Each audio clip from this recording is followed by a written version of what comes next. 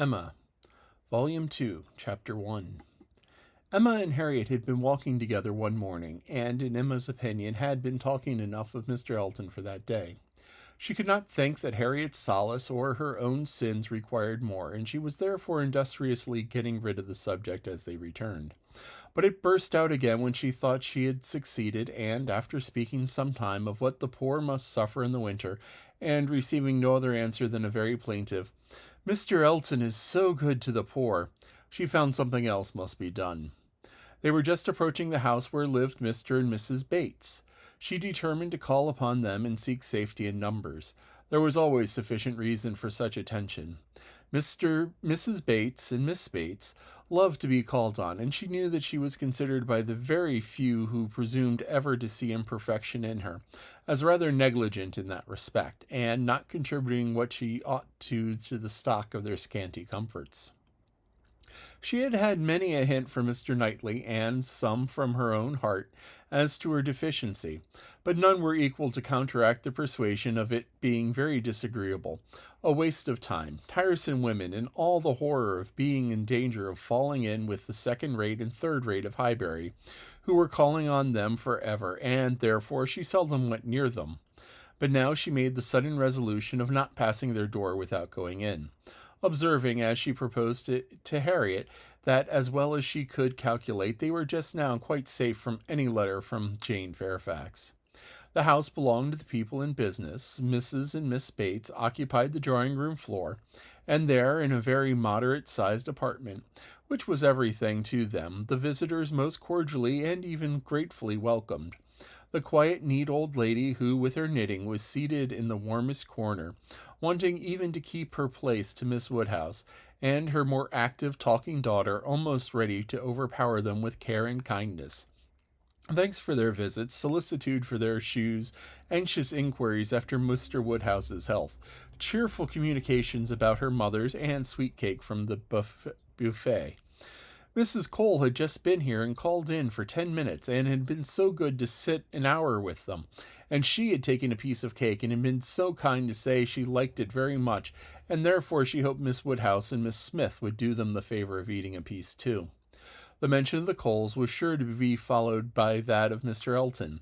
There was an intimacy between them, and Mr. Cole had heard from Mr. Elton since his going away. Emma knew what was coming. They must have the letter over again and settle how long he had been gone, and how much he was engaged in the company, and what favor he was wherever he went, and how full of the master of ceremonies ball had been. And she went through it very well, with all interest and all commendation that could be requisite, and always putting forward to prevent Harriet's being obligated to say a word. This she had prepared for when she had entered the house, but meant, having once talked him handsomely over, to be no further incommoded by any troublesome topic, and to wander at large amongst the mistresses and misses of Highbury, and their card parties. She had not been prepared to have Jane Fairfax succeed Mr. Elton, but he was actually hurried off by Miss Bates. She jumped away from him at last abruptly to the coals to usher him in from her niece. "Oh, yes, Mr. Elton, I understand, certainly, as to dancing. Mrs. Cole was telling me that dancing at the rooms at Bath was. Mrs. Cole was so kind to sit some time with us, talking of Jane, for as soon as she came in she began inquiring after her. Jane is so very great a favourite here. Whenever she is with us, Mrs. Cole does not know how to shew her kindness enough. And I must say that Jane deserves it as much as anybody can," and she began inquiring after her directly, saying, "I know you could not have heard from Jane lately, because it's not her time for writing." And when I immediately said, "But indeed we have had a letter this morning," I don't know what I ever saw a body more surprised. "Have you, upon your honour?" said she. "Well, that's quite unexpected. Do not let me hear what she says." Emma's politeness was at hand directly to say, with smiling interest, "Have you heard from Miss Fairfax so lately? I'm extremely happy. I hope she's well." "Thank you, you are so kind," replied the happily deceived aunt, while eagerly hunting for the letter. "Oh, here it is. I was sure it could not be far off, but I had put my huswife upon it, you see, without being aware, and so it was quite a bit hid, but I had it in my hand so very lately that I was almost sure that it was to be on the table." I was reading it to Mrs. Cole, and since she went away, I was reading it again to my mother, for it is such a pleasure to her, a letter from Jane that she can never hear it often enough. So I knew that I could not be far off, and here it is, only just under my housewife. And and since you are so kind to wish to hear of what she says, but first of all, I must, really must, in justice to Jane, apologize for her writing so short a letter. Only 2 pages, you see, hardly two, and in general she fills the whole paper and crosses half. My mother often wonders that I can make it out so well. So she often says when the letter is first opened, "Well, Hetty, now what you think to put in to make out all of that checker work, don't you, ma'am?" And I tell her I'm sure that she could contrive to make it out herself if she had anybody to do it for her. Every word of it. I'm sure she would pore over it till she had made out every word, and indeed, though my mother's eyes are not too good as they were, she can see amazingly well still, thank God, with the help of spectacles. It's such a blessing. My mother's are really very good indeed. Jane often says, when she is here, "I'm sure, grandmamma, that you must have very strong eyes to see as you do, and so much fine work as you have done too. I only wish my eyes may last me as well." All this, spoken extremely fast, obligated Miss Bates to stop for breath, and Emma said something very civil about the excellence of Miss Fairfax's handwriting. "You're extremely kind," replied Miss Bates, highly gratified. "You who are such a judge, and write so beautifully yourself, I'm sure that there's nobody's praise that could give us so much pleasure as Miss Woodhouse's. My mother is not here. She is a little deaf, you know, ma'am." Addressing her, "Do you hear what Miss Woodhouse is so obliging to say about Jane's handwriting?" And Emma had the advantage of hearing her own silly compliment repeated twice over before the good lady could comprehend it. She was pondering in the meanwhile upon the possibility, without seeming very rude, of making her escape from Jane Fairfax's letter, and had almost resolved on hurrying away directly under some slight excuse when Miss Bates turned to her again and seized her attention. "My mother's deafness is very trifling, you see, just nothing at all. But only raising my voice and saying anything 2 or 3 times over, she is sure to hear. But then she is used to my voice. But it is very remarkable that she should always hear Jane better than she does me. Jane speaks so distinct. How she will not find her grandmamma at all deafer than she was 2 years ago, which is saying a great deal at my mother's time of life. And it really is 2 full years, you know, since she was here.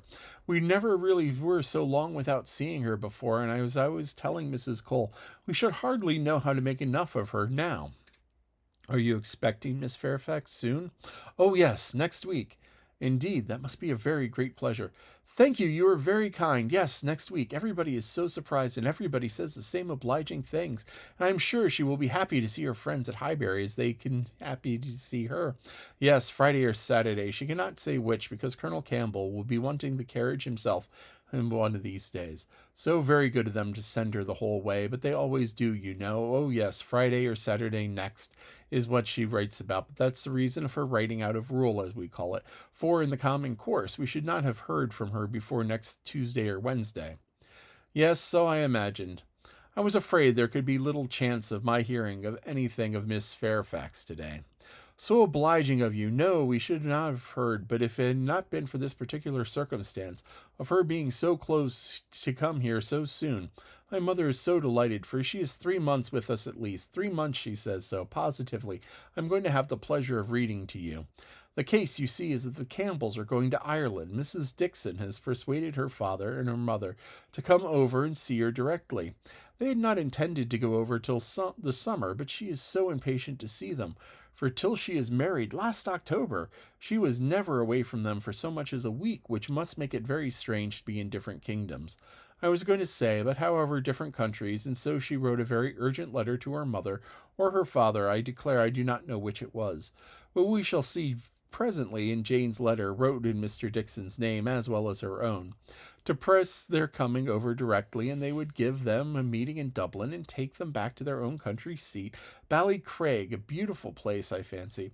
Jane has heard a great deal of its beauty from Mr. Dixon. I mean, I do not know that she has ever had heard about it from anybody else, but it was very natural, you know, that he should speak to his own place while he was paying his addresses, as Jane used to be very often walking out with them, for Colonel and Mrs. Campbell were very particular about their daughters not walking out too often with only Mr. Dixon, for which I do not blame them at all. Of course, she heard everything that he might be telling Miss Campbell about his own home in Ireland, and I think she wrote us word that he had shewn them some drawings of the place, views that he had taken himself. He is a most amiable, charming young man, I believe. Jane was quite longing to go to Ireland on his account of things. At this moment, an ingenious and animating suspicion entered Emma's brain with regard to Jane Fairfax. This charming Mr. Dixon, and thee not going to Ireland, she said with the insidious design of farther discovery. You must feel it very fortunate that Miss Fairfax should be allowed to come to you at such a time. Considering the very particular friendship between her and Mrs. Dixon, you could hardly have expected her to be excused from the company of Colonel and Mrs. Campbell. Very true indeed. The very thing that we've always been rather afraid of, for we shall not have liked to have her at such a distance from us, for months together, not able to come if anything was to happen. But you see, everything turns out for the best. They want her, Mr. and Mrs. Dixon, excessively to come over with the Colonel and Mrs. Campbell. Quite depend upon it. Nothing can be more pressing than their joint invitation, Jane says, as you will hear presently. Mr. Dixon does not seem at least backward in any attention. He is a most charming young man, ever since the service he rendered Jane at Weymouth, when they were out in that party on the water, and she, by sudden whirling round of something or other among the sails, would have been dashed into the sea at once, and actually was all but gone, if he had not, with the greatest presence of mind, caught hold of her habit. I can never think about it without trembling, but ever since then we have had the history of that day, and I have been so fond of Mr. Dixon. But in spite of her friend's urgency and her own wish of seeing Ireland, Miss Fairfax prefers devoting her time to you and Mrs. Bates? Yes, entirely her own doing, entirely her own choice. And Colonel and Mrs. Campbell think she does quite right. Just what they think they should recommend, and indeed they particularly wish her to try her native air, as she has not been quite so well as usual lately. I'm concerned to hear of it. I think they judge wisely, but Mrs. Dixon must be very disappointed. Mrs. Dixon, I understand, has no remarkable degree of personal beauty, is not by any means to be compared with Miss Fairfax.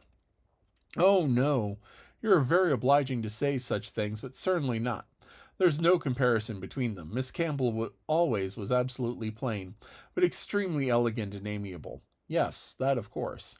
Jane caught a bad cold, poor thing, so long ago as the 7th of November, as I'm going to read to you, and she has never been well since. A long time, is it not, for a cold to hang upon her? She never mentioned it before because she would not like to alarm us, just like her, so considerate. But however, she is so far from well that her kind friends the Campbells think that she had better come home and try an air that always agrees with her, and they have no doubt that 3 or 4 months at Highbury will entirely cure her, and it is certainly a great deal better than she should come here than go to Ireland if she is unwell. Nobody could nurse her as well as we should do. It appears to me the most desirable arrangement in the world. And so she has come to us next Friday or Saturday, and the Campbells leave town in their way to the Holyhead in the Monday following, as you will find from Jane's letter. So sudden! You may guess, my dear Miss Woodhouse, what a flurry it has thrown me in, if it was not for the drawback of her illness. But I am afraid we must expect to see her grown thin and looking very poorly. I must tell you what an unlucky thing happened to me as to that. I always make a point of reading Jane's letters through to myself first, before I read them aloud to my mother, for you know there's no fear of there being anything in them to distress her. Jane desired me to do it, so I always do, and so I began today with my usual caution. But no sooner did I come to the mention of her being unwell than I burst out, quite frightened, with "Bless me, poor Jane is ill," which my mother, being on the watch, heard distinctly, and was sadly alarmed at. However, when I read on, I found that it was not near so bad as I had fancied at first, but I made so light of it now to her that she does not think much of it. But I cannot imagine how I could be so off my guard. If Jane does not get well soon, we will call in Mr. Perry. The expense shall not be thought of, and though he is so liberal and so fond of Jane, that I dare say he would not mean to charge anything for the attendance. We could not suffer it to be so, you know. He has a wife and family to maintain, and so is not to be giving away his time. Well, now I have just given you a hint of what Jane writes about. We will turn to her letter, and I am sure she tells her own story a great deal better than I can tell it for her. I'm afraid we must be running away, said Emma, glancing at Harriet, and beginning to rise. My father will be expecting us. I had no intention. I thought I had no power of staying more than 5 minutes when I first entered the house. I merely called because I would not pass the door without inquiring after Mrs. Bates, but I have been so pleasantly detained. And now, however, we must wish you and Mrs. Bates good morning. And not all that could be urged to detain her succeeded.